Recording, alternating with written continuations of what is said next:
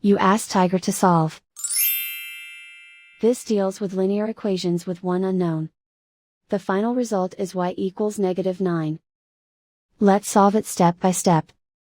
Simplify the expression. Simplify the arithmetic. Swap sides.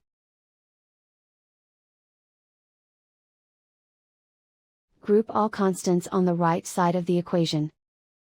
Add 18 to both sides. Simplify the arithmetic.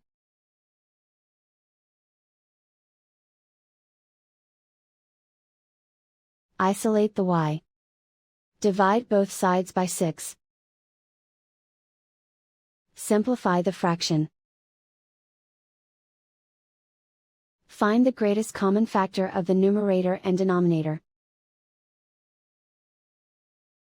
Factor out and cancel the greatest common factor.